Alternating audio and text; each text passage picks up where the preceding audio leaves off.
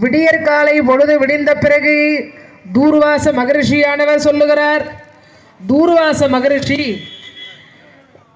நான் 16,000 மாணவர்களோடு சென்று ஆற்றங்கரையிலே நீராடி விட்டு வருகிறேன். நான் வந்த பிறகு நாம் 2 பேரும் விரதத்தை முடிக்கலாம். அப்படியே ஆகட்டும் சுவாமி. வந்தால் என்ன ஆகும்னு எல்லாமே இந்த அம்பரீஷனுக்கு தெரியும். இன்று இவனை நம்ம சோதனை பண்ணலாம், நம்ம உடனே போகக்கூடாது, நம்ம கொஞ்ச நேரம் அந்த ஆற்றங்கரையிலே இருக்கலாம்னு சொல்லிட்டு ஆற்றங்கரையிலேயே காலத்தை தாமதப்படுத்துகிறார்.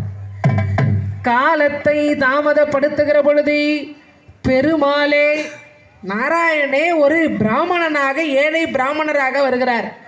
பவதி பிச்சாந்தேகிம் பவதி பிச்சாந்தேகிம் பவதி பிச்சாந்தேகி. ஏழை ஏகாதசி விரதம் முடிகிற நேரம் வருகிறார் வாசப்படியில். இப்பொழுது இந்த மகாராஜா ஒன்றும் புரியல. அவரோ தூர்வாசர் ஆற்றங்கரைக்கு போயிருக்கிறார். நீராடிட்டு வாங்க சுவாமி 2 பேரும் சேர்ந்து விரதத்தை முடிக்கலான்னு சொல்லியிருக்கிறேன். இந்த ஏழை பிராமணரும் பசின்னு வந்துட்டார். இப்போ விரதத்தை முடிக்காமல் இவருக்கு நான் எப்படி அன்னதானம் வழங்குவேன்? நெற்றியில் திருமண் சாற்றி கொண்டு வந்திருக்கிறார். இவருக்கு சாப்பாடு போடலனாலும் தோஷம் வரும், சாப்பாடு போட்டால் முனிவர் சாபம் வரும். இப்போ விரதத்தை முடிச்சாதானே இவர் அன்னதானம் தர முடியும். நீங்கள் வாங்க சுவாமி, ஒன்றா நம்ம சேர்ந்து விரதத்தை முடிக்கலான்னு சொல்லியிருக்கிறோமே. தூர்வாசர் வரதுக்குள்ளே நான் விரதத்தை முடிச்சுட்டா அவர் வந்து கோபப்பட்டு சாபம் கொடுப்பார். நான் இவருக்கு சாப்பாடு தந்தால் பெருமாள். இப்போ நான் என்ன பண்ணுறதுன்னு மந்திரிகளிடத்தில் ஆலோசனை பண்ணார். மந்திரி எல்லாம் சொன்னாங்க, மகாராஜா விரதம் ஒன்றா இருந்தீங்க, இந்த சுவாமி ஆற்றங்கரைக்கு போனார், இவ்வளோ நேரம் ஆகுது இன்னும் வரல, ஒன்றும் வருத்தப்படாதீங்க. இந்த இலையில் இருக்கிற பட்சணத்தெல்லாம் அவர் வந்த பிறகு ஒன்றா சேர்ந்து சாப்பிடுவீங்க. இப்போ வந்த பிராமணர் நாராயணனுடைய நாமத்தை சொல்லி கொண்டிருக்கிறார், அவரை பசியோடு நிற்க வைக்கலாமா? அதனாலே நீங்கள் விரதத்தை முடியுங்கள். துளசி பத்திரம் ஒன்றும் தீர்த்தத்தை ஊற்றி முதல்ல விரதத்தை முடிச்சுடுங்க. விரதத்தை முடித்து வந்த அதிதிக்கு சாப்பாடு கொடுங்க. என்ன திருமூலர் சொல்லுவார், அகரம் 1000 அந்தனர் கீகிலன் சிகரம் 1000 செய்தி முடிக்கிலே பகரும் ஞானி பகற்பொழுது உணவிற்கு நிகரில்லை என்பது நிச்சயம் தானே. 1000 தானம் கொடுப்பதை விட பல ஆலயங்களை கட்டி கும்பாபிஷேகம் செய்வதை காட்டிலும் பலன் தரக்கூடிய ஒரு வஸ்து இருக்குதான். என்ன தெரியுமா? பகரும் ஞானி பகற்பொழுது உணவிற்கு. ஒரு அடியாருக்கு பகல் வேளையில் உச்சி பொழுது தான் சாப்பிடுவாங்க, ஒரு வேளை தான் சாப்பிடுவாங்க. உண்மையான அடியார் ஒரு நாளைக்கு ஒரு வேளை தான் சாப்பிடுவாங்க. அது மத்தியானத்தில் உச்சி பொழுது 1 மணிக்கு சாப்பிடுவாங்க. காலையும் இரவும் வந்து விரதம் இருப்பாங்க. அப்படிப்பட்ட அடியாருக்கு சாப்பாடு போடுவது பெரிய புண்ணியமா. 1000 கோயில் கட்டி கும்பாபிஷேகம் பண்ண பாக்கியத்தை நமக்கு கொடுக்கும். அதே போல பல தானங்களை வழங்கிய புண்ணியத்தை கொடுக்குமா. அதனால் இப்போ அம்பரீஷை யோசனை பண்ணுறாரு, இப்போ என்ன பண்ணுறது? சாப்பாடு கொடுப்பது பெரிய புண்ணியம். ஒரு மனிதனுக்கு எது கொடுத்தாலும் ஆசை தீராது. பொண்ணு கொடுத்தா இன்னும் கொஞ்சம் கொடுப்பாங்களா? பொருள் கொடுத்தா இன்னும் கொஞ்சம் கொடுப்பாங்களா? இடம் கொடுத்தா இன்னும் கொஞ்சம் கொடுப்பாங்களா? புடவை கொடுத்தா இன்னும் 2 புடவை சேர்த்து கொடுப்பாங்களா? எதை கொடுத்தாலும் இன்னும் கொஞ்சம் கொடுப்பாங்களா, இன்னும் கொஞ்சம் கொடுப்பாங்களா, இன்னும் கொஞ்சம் கொடுப்பாங்களான்ற எண்ணம் தான் இருக்கும். சாப்பாடு மட்டும்தான் போதுன்ற வார்த்தையே வரும். எப்பேற்பட்ட பேராசை புற்றுன்னு வந்தால் கூட என்ன வயிற்றுல இருக்கிற சாப்பிட முடியும். அண்டா நிறைய சாதம் இருந்தாலும் அவ்வளோ சாப்பிட முடியுமா? அவங்க வயிறு அதை தான் சொல்லுவாங்க, அவங்களுக்கு என்ன ருணமோ அதை தான் சாப்பிட முடியும். போதும்பா வேணாப்பா போதும்பா. இந்த வார்த்தையை எல்லார் வாயிலிருந்து எதில் எங்கே நம்ம கண்டுபிடிக்க முடியும்னா அன்னதானம் செய்கிற பொழுது தான். ஏன்னா அதுதான் வந்து எல்லாரையும் திருப்தி பண்ணக்கூடியது. எல்லோரையும் வேற எதாலையும் திருப்தி பண்ண முடியாது, எதாலையும் யாரையும் திருப்தி பண்ண முடியாது.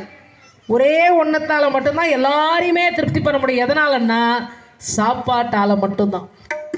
அப்படிப்பட்ட அன்னதானத்தை நான் இப்பொழுது அதிதிக்கு வழங்கணும். இப்போ என்ன பண்ணுறது? மந்திரிகள்லாம் சொன்னாங்க, மகாராஜா ஏன் அப்படி வருத்தப்படுறீங்க?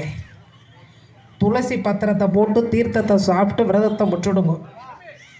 முனிவர் வந்த பிறகு இலை நிறைய இருக்கிற பலகார பட்சணத்தை முனிவரோடு சேர்ந்து சாப்பிடுவீங்க.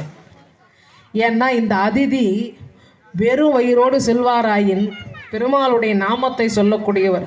அவரே பெருமாளுடைய நாமத்தை சொல்லுகின்றவர். உண்ணும் போதே உறங்கும் போதும் அறிந்தை,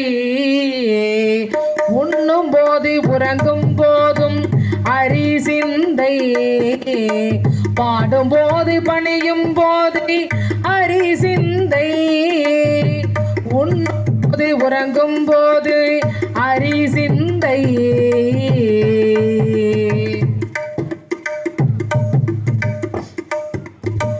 பாடும் போது பணியும் போது அரிசிந்தை, எண்ணும் போது உறங்கும் போது அரிசிந்தை, ஹரிசிந்தை ஹரிசிந்தை, ஹரிஹரி ஹரிஹரி ஹரிஹரி ஹரிஹரி ஹரிஹரி கோவிந்தா, ஹரிஹரி ஹரிஹரி ஹரிஹரி ஹரிஹரி ஹரிஹரி கோவிந்தா, முரகரி நரகரி முரகரி நரகரி ஹரிஹரி ஹரிஹரி ஹரிஹரி கோவிந்தா கோவிந்தா.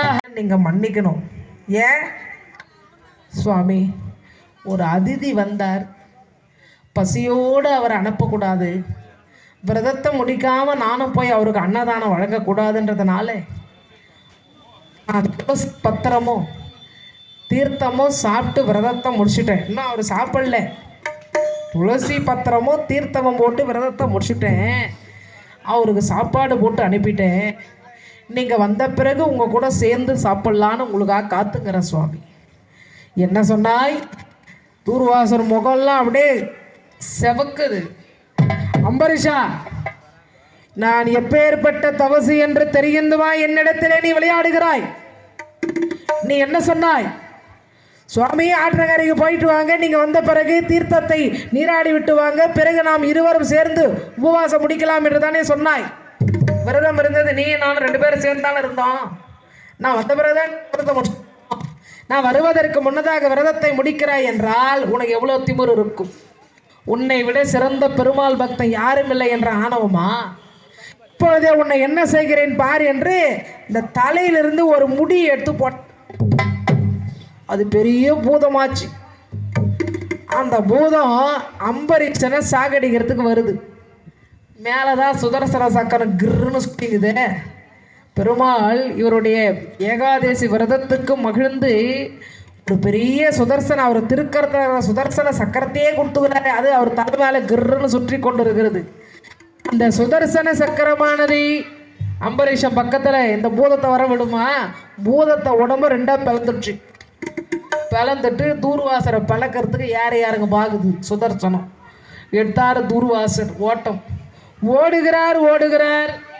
உன் பிரகாசமானது மழுங்கி போகட்டும், நீ பிரகாசம் இல்ல அவள் போவாய், என்னை அறுக்க வருவாயானால் சுதர்சன சக்கரமே, பெருமாளுடைய திருக்கரத்திலே சூழுகின்ற சுதர்சன சக்கரமே, என்னை அறுக்க வருவாயானால் உன்னுடைய திருக்கரத்திலே விளங்கக்கூடிய இந்த பிரகாசமானது போகட்டும் போகட்டும் போகட்டும், அந்த பிரகாசமானது மடிந்து போகட்டும் என்று சொல்லிக்கொண்டே ஓடுற.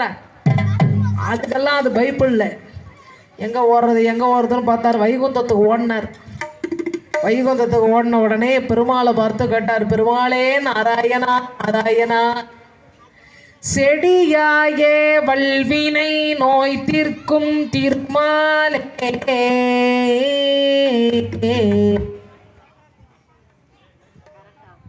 எங்க தொலைச்சோமோ அங்கதான் போய் தேடணும், அப்பதான் தொலைச்சது கிடைக்கும். சாவி இங்கே கோயில் பக்கத்தில் விட்டுட்டோம், தவறு விட்டுட்டோம்னா இங்கே கோயில் பக்கத்தில் வந்தால் தானே சாவியை எடுக்க முடியும். இங்கே தொலைச்சிட்டு போய் மாதனூரில் தேடினா கிடைக்குமா? கிடைக்காது. அது மாதிரி இந்த துன்பம் உங்களுக்கு எங்கே ஆரம்பிச்சது? அம்பரீஷன் இடத்துல தான் ஆரம்பிச்சது. சுதர்சன சக்கரம் எங்கேருந்து உங்களை துரத்தின்னு வருது? அம்பரீஷனிடமிருந்து தான் சுதர்சன சக்கரமானது. நல்லதுப்பா, உட்காருங்க உட்காருங்க, நல்லதுப்பா, வாங்க வாங்க. அம்பரீஷருடைய சாபத்தினால் தானே இந்த சுதர்சன சக்கரமானது உங்களை துரத்தி கொண்டு வருகிறது. நீங்க அங்கதான் போகணும். திங்கள் திருமுகத்து சேயிழையார் சென்றிரஞ்சே அங்கப்பறை கொண்ட ஆற்றை அணிபுதுவை பை கமலத்தெறியல் பட்டர்பிரான் சொன்ன சங்கத் தமிழ் மாலை 30 தம்பாமே செங்கன் திருமுகத்து செல்வ திருமாலால் எங்கும் திருவருள் பெற்றி பாவாய். திருப்பாவையினுடைய சிறப்பு எல்லா செல்வமும் கிடைக்கும். அதுபோல் அந்த சுந்தர வடிவேல் என சொல்லப்படுகின்ற குழந்தை எல்லா செல்வமும் கல்வி சிறந்து விளங்க வேண்டும் என்று எல்லாம் வல்ல நாராயணனுடைய திருவடிகளை பிரார்த்தனை செய்து வேண்டுகிறோம். இந்த சாபம் உங்களுக்கு எங்கிருந்து கிடைத்தது? அம்பரீஷன் இடத்துல தானே கிடைச்சது. அம்பரீஷனை கொல்ல வேண்டும் என்று நீங்க ஒரு முடியை எடுத்து போட்டீங்க, அது பூதமா மாறி அம்பரீஷ இடத்துல சொல்லுகிறது. தப்பு அம்பரீஷ மேல இருக்கு. துர்வாச மகரிஷி, நீங்க வருவதற்கு தாமதமானது இயற்கையா நடந்திருந்தா அதை ஏற்றுக்கொள்ளலாம். நீங்க ஆற்றக்கரையில போய் வேணுமென்றே தாமதம் செய்ததை நான் இங்க வைகுந்தத்துல இருந்து பார்த்து தான் இருக்கிறேன். நீங்க ஏதோ ஒரு வேலையினால தாமதமா போல, அம்பரீஷ் என்ன பண்றான்னு பார்க்கலான்னு சொல்லிட்டு நீங்க வேணும்னே தானே தாமதமா போனீங்க. அப்ப தவறு யார் பேர்ல? உங்க பேர்ல தானே. அவன் நீங்க எவ்வளோ நேரம் தாமதமா வந்தாலும் உங்களுக்காக அவன் காத்து கொண்டு வந்திருப்பான். ஆனால் தன்னை நோக்கி ஒரு அதிதி வந்ததனாலே, வணக்கம் வணக்கம், நான் நல்லா இருக்கீங்களா?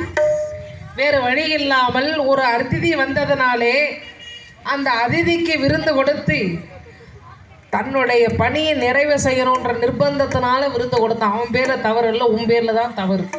இப்போ இந்த சுதர்சனம் என் கையில் சுற்றின்னு இருந்தால் நான் சொல்கிற பேச்சை கேட்கும். இதை நான் அவனிடத்துல கொடுத்துட்டேன். இப்போ நான் சொல்கிறத இது கேட்காது. இதுக்கு கேட்கணுன்னா அது அம்பரீஷன் இடத்துல நீங்கள் போகணும். நேராக அம்பரீஷன் இடத்துல செல்லுங்க. தொலைச்ச இடத்துலையே தொலைச்ச பொருளை தேடினா தான் அந்த பொருள் கிடைக்கும். இங்கே கேட்டினா கிடைக்காது, புறப்படுங்க என்று சொல்லுகிறார். சொல்லுங்க.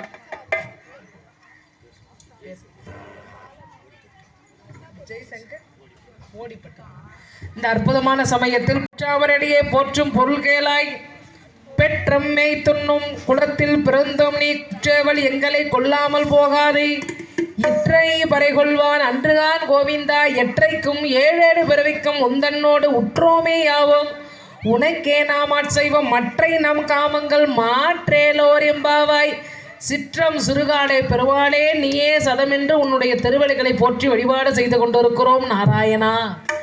எங்களை காத்து ரட்சித்திடுங்கள் எம்பெருமானே என்று பெருமாளுடைய திருவடிகளை வேண்டி பிரார்த்தனை செய்து திரு ஜெய்சங்கர் ஐயா குடும்பம் சீரோடு சிறப்போடு சுபிக்ஷமாக வாழ வேண்டும் என்று எல்லை கொண்டு யாம் பெரும் சம்மானம் நாடு பரிசினால் நன்றாக சூடகமே தோல்வளையே தோடே ஜபிப்பூவே பாடகமே என்றனைய பல்கலனும் யாமணிவோம் ஆடை உடுப்போம் அதன் பின்னே பார்ச்சோறு மூட நெய் பெய்து முழங்கை வழிவார கோடி இருந்தே குளிர்ந்தேனோ எம்பாவாய். ஆண்டவருடைய அருளாலே எல்லா வகையான வளத்தையும் கூடியிருந்து பெருமாள் சன்னிதானம் ஆண்டவனுடைய புகழை கூடியிருந்து பேசுகிற பொழுது, கூடியிருந்து பாடுகிற பொழுது அவ்வளவு நிம்மதியை கொடுப்பாரா. அவ்வளோ வளத்தை திரௌபதி அம்மன் நாடக குழுவுக்கு வழங்க வேண்டும் என்று பிரார்த்தனை செய்து கொண்டு அங்கிருந்து துர்வாசர் திமுன்னு ஓடி வரார். தேர் எங்கே புறப்பட்டாலும் நிலைக்கு போய் தான் ஆகணும். வீட்டில் சண்டை நடக்கும் போது சொல்லுவாங்க, எங்கே போனாலும் திரும்பி இங்கே தான் வரணும், போ எவ்வளோ தூரம் போப்பாரப்போ, எங்கெங்கே போய் சுத்தரையோ சுற்றிட்டு எங்கே வரணும், அங்கே தானே வரணும். ஒரு பந்தை தூக்கி மேலே எறிகிறோம், எங்கே வருகிறது மறுபடியும் எரிந்த இடத்துக்கு தான் வரும். இங்கேருந்து எடுத்து போகிறோன்னா இங்கே தான் வரணும், பூமிக்கு தான் வரணும். அதுபோல இந்த அம்பரீஷனை தேடி துர்வாச மகரிஷி திமு திமு திமு திமுவென்று வேகமாக ஓடி வரார். திமு திமுன்னு ஓடி வந்தார். திமுன்னு ஓடி வந்த உடனே அம்பரீஷா என்னை காப்பாத்து, அம்பரீஷா என்னை காப்பாத்து, அம்பரீஷா என்னை காப்பாத்து. சுதர்சன சக்கரமே முனிவரை ஒன்றும் செய்யாத விட்டுடு. அவரு என்னுடைய அரண்மனைக்கு வந்த அதிதி. அதிதியாக விளங்கக்கூடியவருக்கு நாம் பாதுகாப்பு தரணுமே தவிர ஆபத்து கொடுக்கக்கூடாது. அவரை நீ துரத்துவது ஒன்று தான், எனக்கு துன்பம் கொடுத்தா அது ஒன்று தான். எனக்காக அவரை விட்டுடு, ஒன்றும் பண்ணாத அவரை விட்டுடுன்னு சொன்ன உடனே இப்பொழுது அந்த சுதர்சன சக்கரமானது ஒன்றுமே செய்யாமல் அப்படியே பிரகாசம் இழந்து கீழே விழுந்துட்டு அம்பரீஷம் பார்த்தா, என்ன இது பிரகாசம் இழந்து இப்படி சூரியனை விட கோடி சூரிய பிரகாசத்தை உடையது சுதர்சன சக்கரம். அப்படிப்பட்ட சுதர்சன சக்கரம் பிரகாசத்தை இழந்தது எப்படி? தூர்வாசர் சொன்னார், கோபத்தை நான் தான் சாபம் கொடுத்தேன், உன் பிரகாசம் போகட்டும் பிரகாசம் போகட்டும், பழிச்சு போச்சு. உடனே பெருமாளை நோக்கி வழிபாடு செய்கின்றான் இந்த அம்பரீஷன். பெருமாளே நாராயணா கோவிந்தா எம்பெருமானே என்று, மாதவனே ரகுராமா பாவா.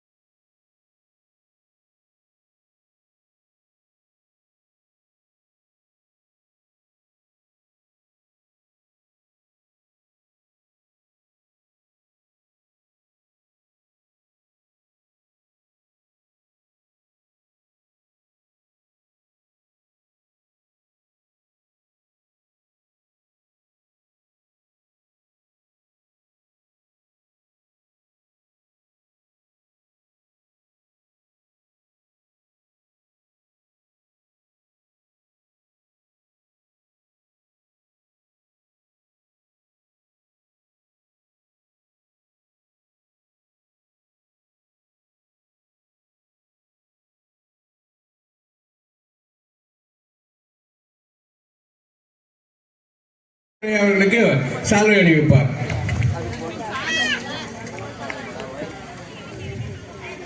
அடுத்ததாக பெண்கள் தான் ஆன்மீகத்தை பெரிதும் வளர்த்தார்கள் என்று பேசிய திருமதி சித்ரா அவர்களுக்கு சால்வை அணிவிப்பார்.